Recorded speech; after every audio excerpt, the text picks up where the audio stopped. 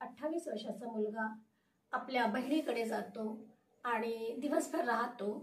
संध्याकाळी 5:30 वाजता आपल्या घरी यायला निघतो आणि तो खुश असतो, आनंदी असतो।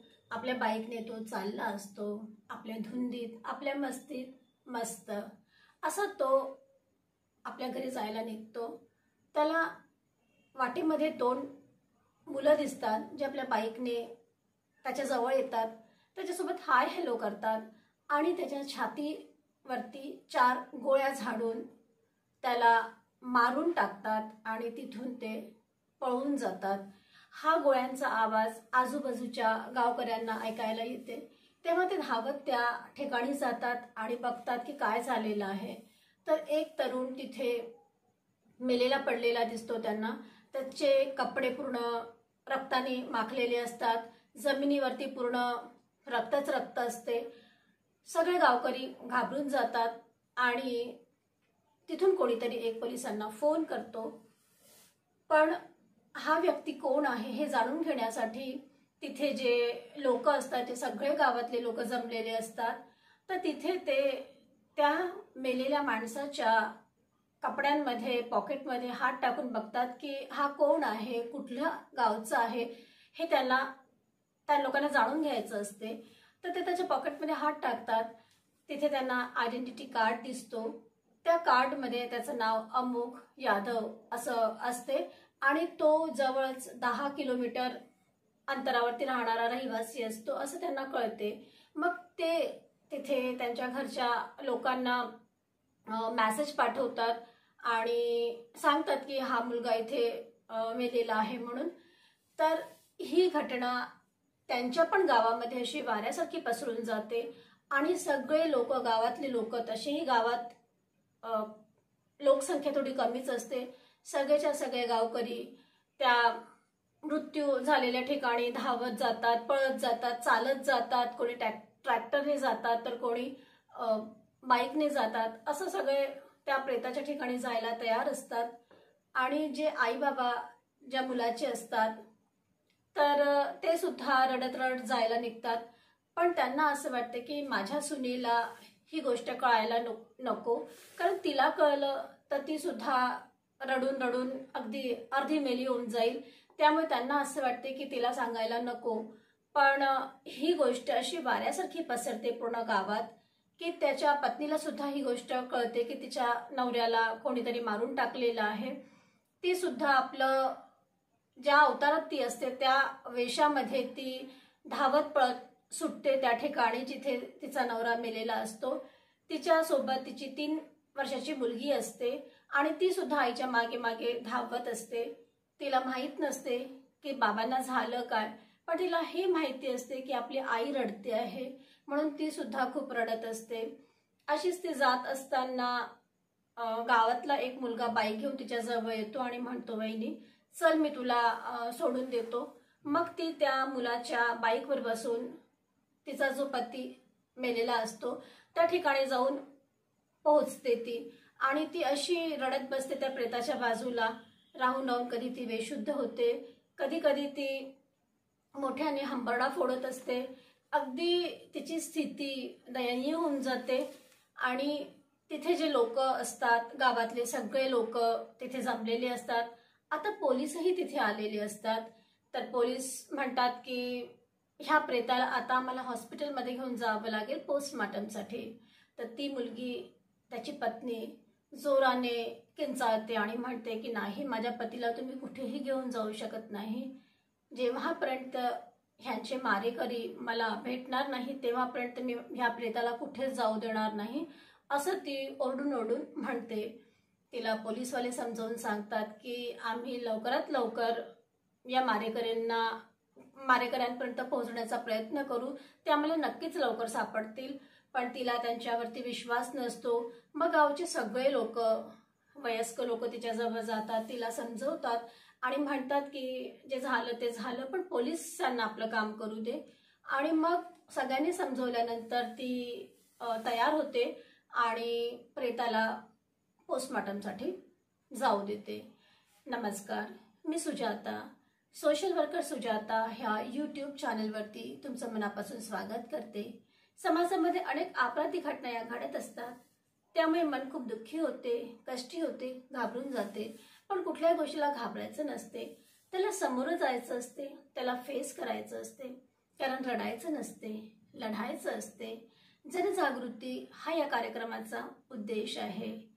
आजची घटना ही बिहारच्या मोतीहारी या ठिकाणची. इथे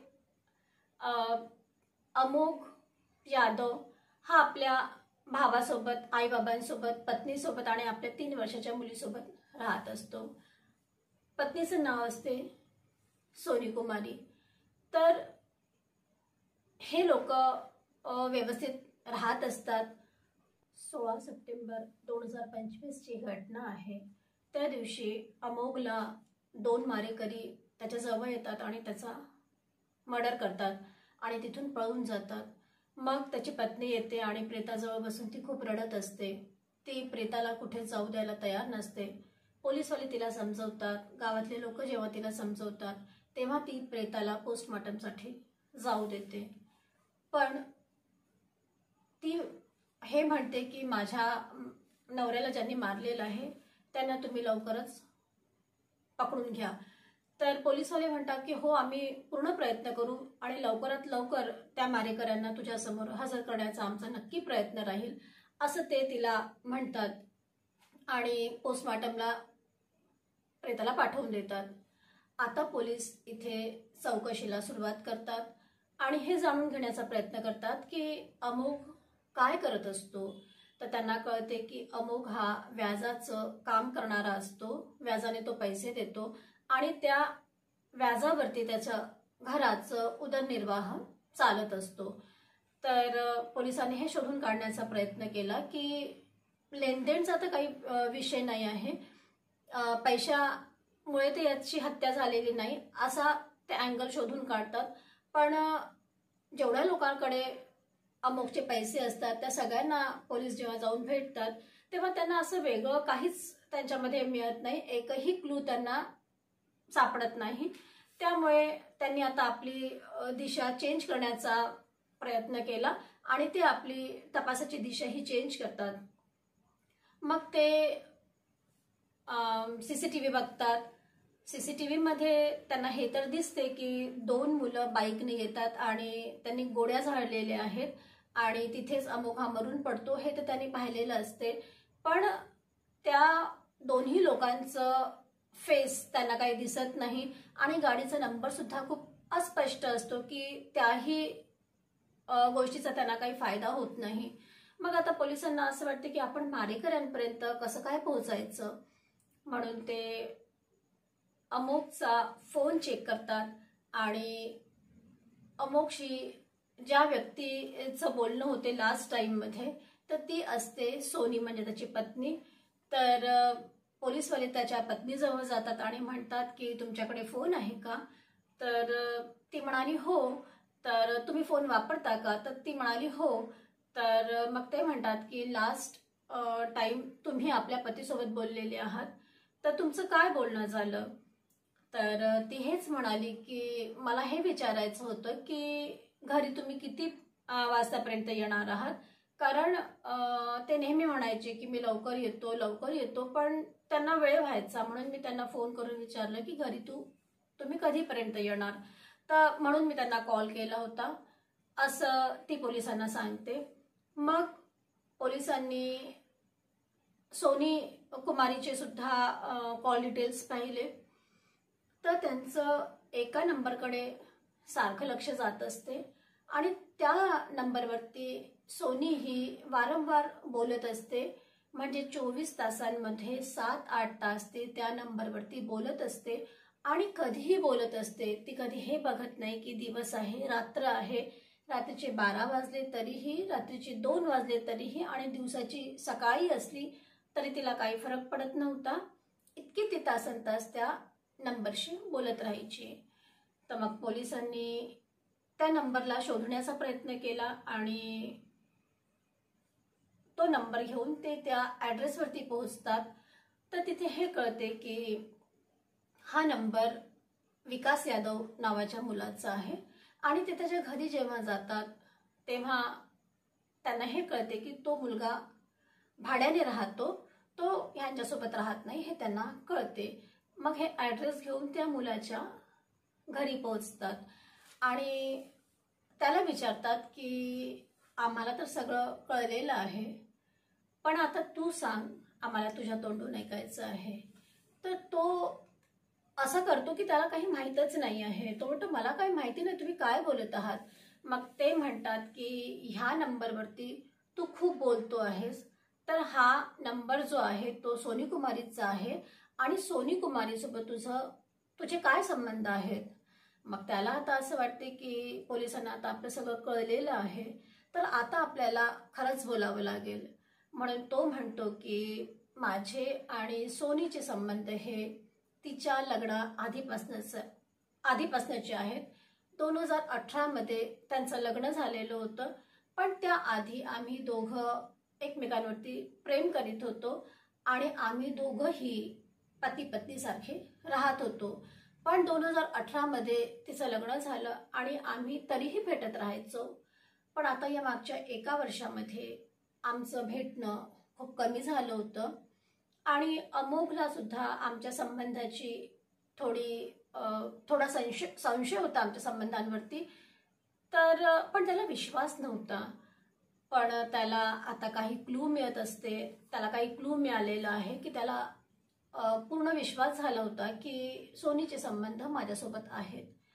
त्या दोघांचे भांडणं पण व्हायचे आणि अमोघ हा सोनीला खूप समजवायचा, पण तरीही ती ऐकायच्या काही मूडमध्ये नव्हती. आणि आता त्याने तिला धमकी दिली होती की जर तू हे सगळं सोडलं नाही तर मी त्या विकासला मारून टाकेल. तर ही गोष्ट सोनीने विकासला सांगितलं आणि हे पण म्हणाली ती की जर तू त्याला नाही मारलं तर तो तुला मारून टाकेल, म्हणून तू प्रयत्न कर की तू त्याला मारून टाक आणि माझे तुझ्यासोबत जसे संबंध आहेत मला तेच संबंध कंटिन्यू करायचे आहेत. मग विकास म्हणाला ठीक आहे, मी काहीतरी बघतो. मग तो आपल्या मित्राला सांगतो की मला अमोघला मारून टाकायचं आहे म्हणून. मग तो त्याच्या मित्राला भेटतो आणि सांगतो की अमोघला मारून टाकायचं आहे. मग ते सुपारी किलरच्या कॉन्टॅक्टमध्ये येतात आणि सुपारी किलर त्यांच्याकडनं पैसे घेऊन मारायला तयार होतो, पण विकासकडे पैसे नसतात. तर सोनी म्हणते की काही काळजी करू नको, माझ्याकडे पैसे आहेत, माझ्याकडे 32,000 रुपये आहेत, तर मी तुला ते देते. ती त्याच्या अकाउंटमध्ये 32,000 रुपये ट्रान्सफर करून टाकते आणि 32,000मध्ये अमुकचं मारण्याचं ठरलेलं असते आणि 32,000मध्ये ही डील 32,000मध्ये फायनल होऊन जाते. मग ठरल्याप्रमाणे ते 2 व्यक्ती बाईकने येतात आणि त्याला मारून टाकतात. आता ही गोष्ट सगळी विकासने पोलिसांना सांगितलं.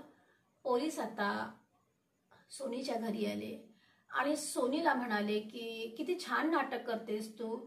आम्हाला पण एकदाच असं वाटलं की बापरे, ही स्त्री ही किती आपल्या नवऱ्यावरती प्रेम करते आहे आणि नवऱ्याशिवाय ही राहू शकणार की नाही. हिला छोटंसं बाळ आहे. सगळ्या गावकऱ्यांची सिंपती तुझ्या बाबतीत होती, पण तू किती मोठी नाटकबाज आहेस हे आता आम्हाला कळलेलं आहे. ती म्हणाली साहेब तुम्ही काय बोलत आहात. तर ते जरा दरडावूनच म्हणतात की आता तुझं नाटक संपलेलं आहे, आता आमच्यासोबत कोठडीमध्ये चलायला तयार हो.